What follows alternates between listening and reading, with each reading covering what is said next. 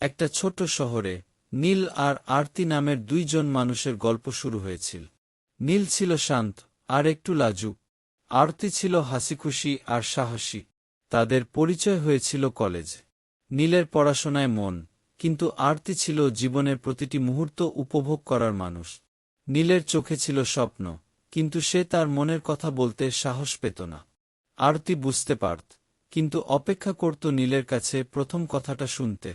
একদিন কলেজ থেকে ফেরার পথে হঠাৎ বৃষ্টি শুরু হল। আরতি ছাতা ছাড়াই ভিজতে ভিজতে হেসে বল, নীল, জীবনে সবকিছু প্ল্যান করে হয় না। কখনো কখনো বৃষ্টিতে ভিজতে হয়, ভুল করে ভালোবাসতে হয়। নীল কিছু বলল না।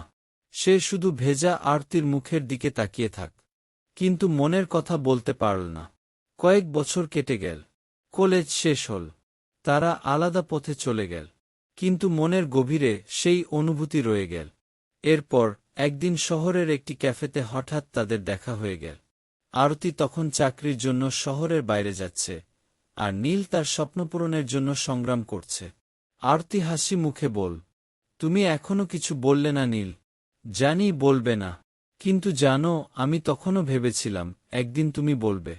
নীল এবার সাহস করে বল, আরতি, আমি তোমাকে ভালোবাসি, কিন্তু আমি ভয় পেয়েছিলাম তোমার জীবনের আলো আমার ছায়ায় ঢাকা পড়ে যাবে। আরতি চোখের জল সামলে বল, তুমি জানো নীল, ভালোবাসা কখনো ছায়া হয় না। সে আলো হয়ে পাশে থাকে। আমরা কষ্টে থাকলেও একসঙ্গে থাকলে তা আনন্দ হয়।